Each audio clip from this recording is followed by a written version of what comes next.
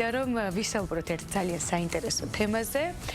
ხელოვნება შეიძლება იქცეს ძალიან სერიოზულ, ესე ვთქვათ, მიზეზად და თერაპიად ფსიქოემოციურ მდგომარეობაში ადამიანის ფსიქოთერაპიის ერთ-ერთ ფორმად შეიძლება ის იქცეს ნებისმიერ ტიპის აქტივობა, მაგალითად ცეკვა, ხატვა, ძერწვა არ აქვს ამას მნიშვნელობა, შეიძლება ადამიანის ფსიქოემოციურ მდგომარეობაში ძალიან სერიოზული როლი ითამაშოს და ამის შესახებ უფრო დეტალურად, რა თქმა უნდა, გვესაუბრება ჩვენი ფსიქოლოგი და ფსიქოთერაპევტი ვერიკო გოჯიაშვილი.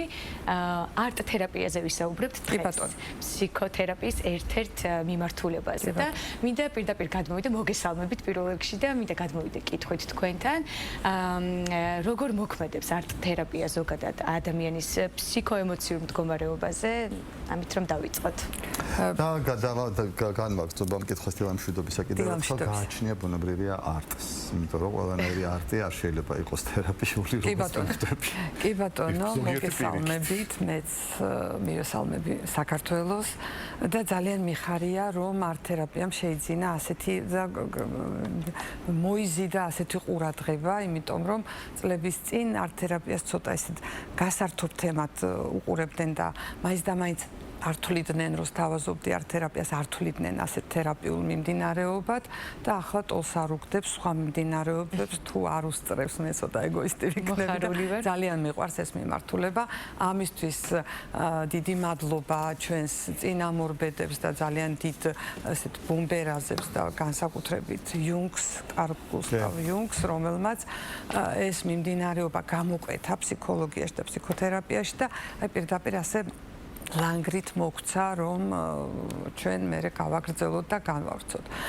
ხელოვნება თავისთავად არის თერაპია, თავისთავად ჩვენ თუ გადაღლილი დღის მერე წავალთ თეატრში ან გამოფენაზე, რასაც უყურებდით სიუჟეტს, არის თერაპია, რა თქმა უნდა, რაღაცნაირად ამოსუნთქვა, თუმცა თუ მე სცენაზე ხელოვნების მიმართ ან გამოფენაზე მაქვს პროფესიონალიზმის მიმართ პრეტენზია და მოთხოვნილება, რომ ეს უნდა იყოს დახვეწილი რაღაცა შეცდომებზეც არ ვაპატიო ვთქვათ ხელოვნებას. კი ბატონო, რაღაცა სწავლაც, რაღაცა უნდა იქ იყოს ნორმები დაცული. გადაუბრას, ნოტისწორად აიღოს. რა თქმა უნდა, მე სიმღერა ვიგულისხმე გონებაში ამჯერად რა იყოს შეიძლება რაღაცა არ მოგვეწონოს. ამ შემთხვევაში კრიტიკა გამორიცხულია. ამ შემთხვევაში თუ კი ჩვენ ხელოვნებამ სცენაზე უნდა აი ვთქვათ მსახიობმა სხვას დაანახოს თავისი თავი ან მხოლოდ საკუთარი სიამოვნებისთვის კი არ იყოს ეს გამოხატვის ფორმა, არამედ სხვას გაუშიფროს რაღაცა სიტუაცია და დაანახოს უფრო კარგად და ნათლად სცენიდან. აქ არტ-თერაპიაში ადამიანი მოდის ყოველგვარი კრიტიკის გარშე, მან უნდა ამ მიმართულებით ჩაიხედოს თავის თავში. ანუ თვით გაშიფრა. აი იცით რა, სულ არის ეს ახლა მე კი მეტნაკლებად ამ ყველაფერში ვერ ყვევი, მაგრამ მინდა კიდევ ერთხელ მაყურებელს გავუმატოთ. აი ვლაპარაკობ თერაპია. ხო თერაპია მოგეხსენებათ ბევრი რამეზე ხდება ხოლმე. ზოგს გული აწუხებს იმის თერაპია, ზოგს გულში აწუხებს. რას კურნავს არტ-თერაპია? რისკენ არის? ფსიქოემოციურ მდგომარეობაში. როდის უნდა დავკავდე ამით, როცა შევატყობ რომ რა მჭირს? კი ბატონო, ძალიან ხშირად არის რომ ვთქვათ არის სიმპტომატიკა, ადამიანს აქვს მიდის ერთ ექიმთან, მეორე ექიმთან და სხვადასხვა სიმპტომები აქვს, მაგრამ ორგანულად გამოხატული დაავადება, აი დიაგნოზი არ ისმევა. უბრალოდ აქვს სიმპტომი, რომ გონია რომ ინფარქტია, აქვს სიმპტომი, რომ გონია კუჭისწყლული. ნევროზი. და ეს არის სტრესული, არის ფუნქციური და სანამ ეს ფუნქციური სიმპტომები მართლა ორგანულში გადაიზრდება, თერაპიას აქვს იმის საშუალება, რომ ეს სიმპტომები მოხსნას და უმკურნალოს. თუმცა, როცა ჩამოყალიბებულია დაავადება და ადამიანი მედიკამენტოზურად მკურნალობს, იქაც თერაპიას აქვს ძალიან დიდი როლი, რომ თუნდაც შიში მოხსნას, განწყობა შექმნას, იმედები გააჩინოს და ის სტრესი, რამაც გააჩინა ეს დაავადება, რომ ეს დაავადება, ვთქვათ, ადამიანი გულზე მკურნალობს და არ გადამისამართდეს სხვა ორგანოზე, იმიტომ რომ თუ იქ კერა არსებობს, ემოციური კერა ადამიანის შიგნით. ესე იგი, ტექნიკურად შესაძლებელი არის, რომ გადავიდეს სტრესიდან გამომდინარე ფიზიკურ პრობლემებს. სტრესის გამოტანა არა მხოლოდ საკუთარის, რაც შევიძინეთ და გვახსოვს, მუცლად ყოფნით მაშინ აღებული სტრესის გამოტანაც შესაძლებელია და ასევე შესაძლებელია რაღაცა პატერნული ძველი, აი ჩვენ რო ვიძახით კარმა, მშობლების ისტორიას იმეორებს, რანაირად მეორდება წინაპრის ისტორია ჩვენ ცხოვრებაში. ანუ უნარჩვევები გვაქვს იგივე და იგივე სტილის შეცდომებს ვიმეორებთ, ან იგივე სტილის გზას მიუყვებით და მერე შედეგი მოდის იგივე. და ეს რომ გააცნობიერო და ჩახსნა ამის შესაძლებლობაც არის. და არტ თერაპიით არის არაჩვეულებრივად შესაძლებელი. კაპიტან ვერიკო, არტ თერაპია საინტერესო არის, აი როგორ ხედავთ თქვენ? სრულად შეიძლება რომ ჩაანაცვლოს ფსიქოთერაპია თუ ერთად მიდის ეს ყველაფერი, ერთობლივი მუშაობით? საერთოდ მოდით მე ყველა მიმართულებას ძალიან დიდ პატივს ვცემ, მე თვითონ შესწავლილი მაქვს რამოდენიმე მიმართულება, იმიტომ რომ არის ხანდახან რომ გჭირდება არტ თერაპიას თქვათ ან აპროტესტებს ადამიანი ან არ ძირთად ხატვას ვიყენებთ, სხვა მეთოდებსაც ვიყენებთ ჩვენ, მაგრამ ყველაზე მარტივი და მოსახერხებელი არის დასვა მაგიდასთან ადამიანი, როცა გაქვს 10 კვადრატულიანი კაბინეტი, ვთქვათ და დაახატინო. და ნახატში ძალიან კარგად მოდის, მე იუნგი ვახსენე, იმდენად არის დღეს სიმბოლიკა, განწყობა, ხაზის პროექცია, ფერის ინტენსივობა, ისეთი მნიშვნელოვანია ეს ყველაფერი, რომ ძალიან კარგად ფონში რა უდევს ადამიანს, ანუ წარსულ ცხოვრებაში, ფიგურაში რა უდევს, ეს ფონი და ფიგურა რამდენად ერწყმის თუ ანუ ეს მარტო თერაპია კი არა, დიაგნოსტიკის თემაც არის ალბათ, ხო და ამის შემდგომ უკვე სხვა ფსიქოლოგიური თერაპიებიც იწყება. დიაგნოსტიკა არის, როცა ხატავს, მაგრამ როცა ჩვენ უკვე ამას გავშიფრავთ და როცა ის უკვე ამ არაცნობიერს ცნობიერში ამოიტანს, ხო, მე უკვე რაციონალურად იმ ნახატს ცვლის.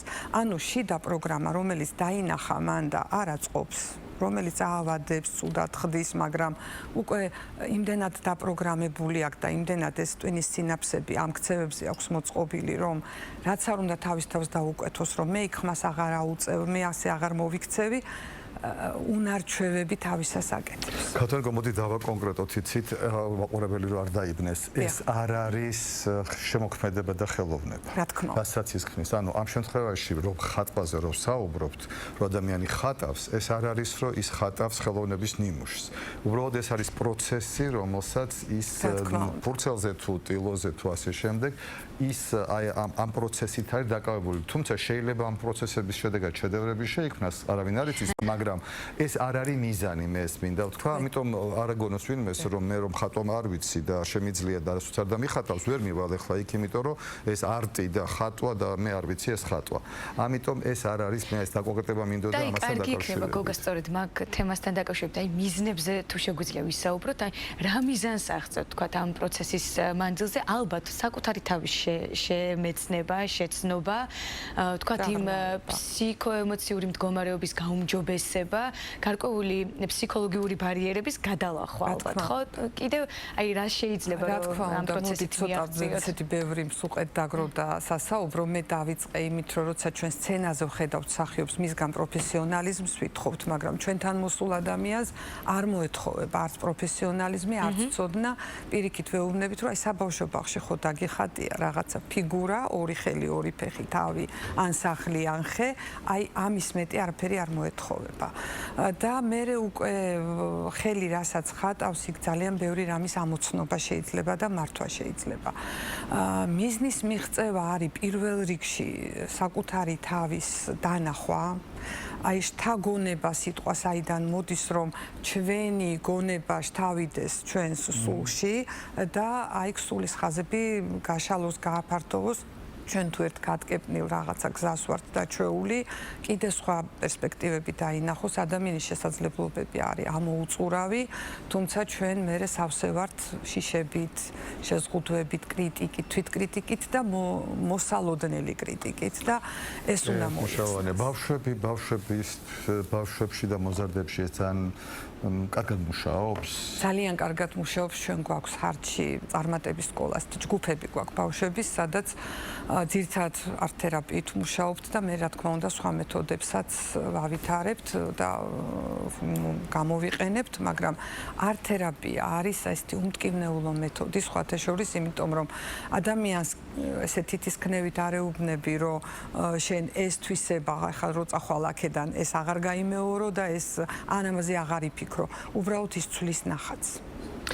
ის შიფრავთა უფრო მეტად გამოიყენება. ზღაპარი ბავშვებს როგორ გამოიყენება. ჩემი საყვარელი მიმართულება, იმიტომ რომ მე წინა ცხოვრებაში ფილოლოგი გახდით და მე ვიგონებ ხოლმე ზღაპარს ჩემი შვილს, თუ თხოვს რომ ზღაპრები მოიგო და ვიგონებ, სულ შვილები და მეთოდი. სულ ვიგონებ. კი ბატონო, ვეუბნები ჩემს შვილს, რომ ახლა შეთხზე, აი შეიქმნა სკვერში ბავშვებთან ურთიერთობის რაღაცა დაბრკოლება და რაღაცა არ გაუნაწილა ან ვერ მიიღო და დაისტრესა ბავშვი. შექმენი ზღაპარი, სადაც მისი საყვარელი თუ გათუფისო, თუ ბაჭია, თუ ბავშვი, რომლის მიმართაც შეუქმნი ესეთ ემპათიას ბავშვს და შეაყვარებ, ანუ იდენტიფიცირებას მოახდენს ამ გმირზე და მე ამ გმირს გამოასწორებინებ ამ თვისებას. ეს კეთილის და ბოროტის შეცნობა უნდა კეთილი და ბოროტი სხვადასხვა ზღაპარი უნდა მოვყვეთ ალბათ. კი ბატონო და დრო, იმიტომ რომ თუ 2 წლის ბავშვი 3 წუთიან ზღაპარს უსმენს, 5 წლის ბავშვი უკვე 7 წუთიანს და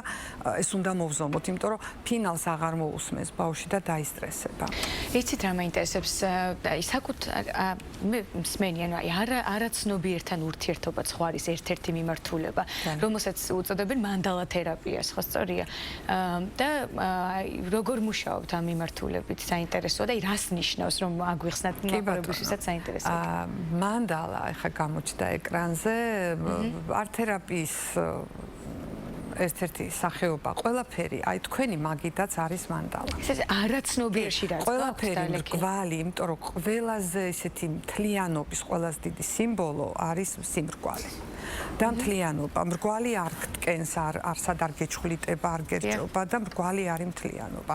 აი ხა თუ გადავხედოთ ჩვენ ციურ სხეულებს, კი, აი ყველაფერი არის მრგვალი და სხვა შორის აი საკვებ იმაში ყველაზე ჯანსაღ პროდუქტს თუ გადავხედავთ, ყველაფერი არის მრგვალი, მომრგვალებული ფორმებით და ჩვენ მანდალაში საკუთარ ჰოლისტურობას, ანუ მთლიანობას თუ ადამიანს ხედავთ, რომ ეს გამთლიანება სჭირდება, ის დაიშალა. გონებრივი მე სხვა რაღაცას ეკაჩება სადღაც რაციონალური მე, მაგრამ ირაციონალურ მეს სხვა რამე უნდა. ემოციური ინტელექტიც ხო ეს არის, რომ ჩვენ მინდა და უნდა შევახვედროთ ერთმანეთს. ანუ რთული შესახვედრია. ეს მრგვალი რაღაცა ცოტა მენიშნას, ავიდეთ თუ გაქვს აღქმა, იმიტომ რომ დავფიქრდი ახლა მაგალითად, თქვათ ესთეტიკურად, თქვათ ვიზუალიზაციას ხომ ახდენ ხოლმე, თუნდაც ადამიანის. ხშირად არის ადამიანებში, ნუ მრგვალი ცხვირი, მრგვალი თვალი. მე დიდი მრგვალი თავი ამას უყურებ, ესე იგი ეს კარგი არის, კარგის ნიშანია, სრულყოფილებისკენ. ინტუიტივ რას ნიშნავს? ანუ დავასრულე რაღაცა. ხო ჩვენ ქართული ენა გვაქვს უნიკალური. სხვა შორის ეს ძველი ენები, იაპონურიც, კორეულიც, ჩინურიც ძალიან ხშირად სიტყვა შეიმეცნებს თელ შინაარს. არა, ქართული ძალიან ქართული ენა არის ამხრივ უნიკალური და აი შთაგონებაც ვახსენეთ წეგან და ძალიან ბევრ რაღაცას ეს ნეიროლინგვისტიკა, ეს უკვე სხვა მიმართულებაა, მაგრამ ჩვენ არტშიც ამას ვიყენებთ და როცა ამას ამრგვალებინებ ადამიანს, იმიტომ რომ ადამიანი ხანდახან შეიძლება ერთი უნდა, მეორე სჭირდება და სულ სხვა რამეს აკეთებს. ეს ესე ადამიანის ცხოვრება ძალიან საინტერესო იყო თქვენ ფიქრობს მეორეს აკეთებს. ამასობაში ვიმსხვრევით. ამასობაში ვიმსხვრევით. ნუ ეს ალბათ ადამიანის საზრისის ერთ-ერთი ყველაზე ამოუცნობი და ასევე ამოცნობილი პერიოდულად უნდა გავამთლიანოთ. ძალიან დიდი მადლობა ძალიან საინტერესო საუბრისთვის, ძალიან საინტერესო აზრებისთვის, რომელიც მოისმენთ ჩვენ მამაყურებელმა და ბევრი რამ გაიგო ის, რაც არ ვიცოდით, მათ შორის თუნდაც მანდალა თერაპიის თაობა. საინტერესო იქნება შემდეგ გადაცემებში თქვენი სტუმრობა.